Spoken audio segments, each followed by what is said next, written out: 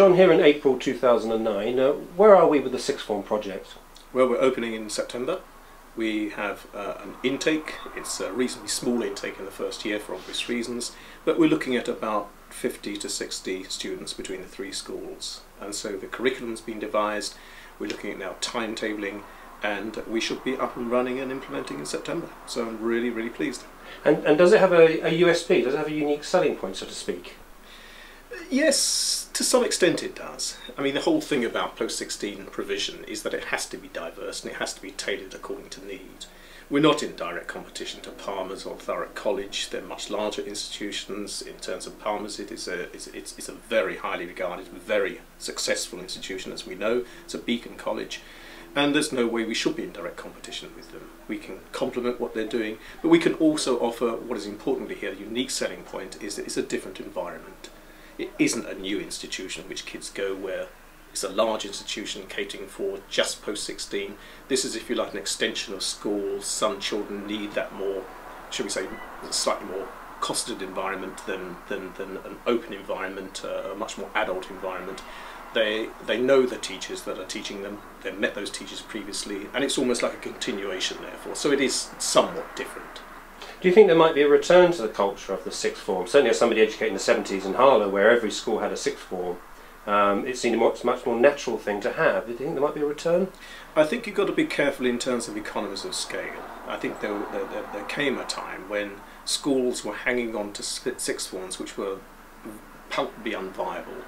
And what I mean by that, not only were they very, very costly, but they couldn't offer the diverse range of courses that were necessary. And so children were being put into courses which weren't appropriate for them, and hence they failed. And that's not the purpose. As long as we can offer a full range of courses, or as large a range of courses as we possibly can, and offer diversity and choice, then I think the sixth form, in terms of school sixth forms, can be secure. I really can't see a time when a sixth form school, rather a single school, can offer its own sixth form in isolation. And hence the point here, on a regional basis and a geographical basis, we're working with St Clair's and with Hasselbrook to offer joint provision. And in terms of a geographical location, Stanford Open Corringham does sit apart to some extent from the rest of Thurrock. It's not unique, but it sits apart from the rest of Thurrock geographically, and it seems appropriate therefore that the three schools can work collaboratively and in partnership, in true meaningful partnership, and offer a different type of sixth form provision for their cohort. And some will stay, and many will go. And why do you think the 50 to 60 who are going to start in September, why do you think they have chosen the sixth form here and not, say, Palmer's or other institutions?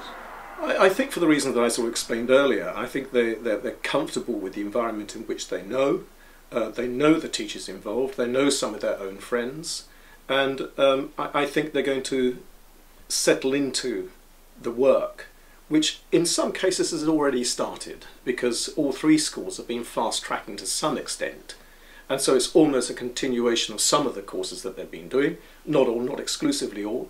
And also I think some of them, the thing about working in this geographical area is that the schools are not isolated. There's not three separate schools. The kids all know each other. They meet up on Saturdays. They play for the same soccer teams on Sunday. And so there is already, if you like, that familiarity. And it's that familiarity, I think, which is encouraging them to stay.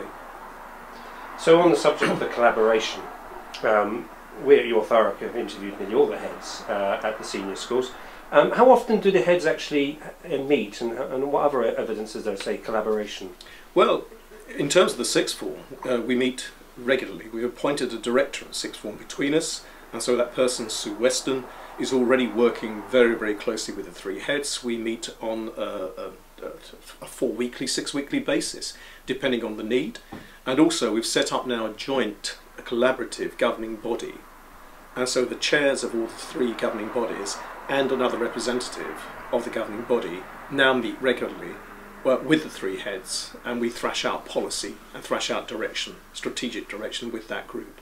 And so there is already a formal governing body in terms of collaboration, and also the heads, as I say, meet regularly with Sue Weston, who brings us all together.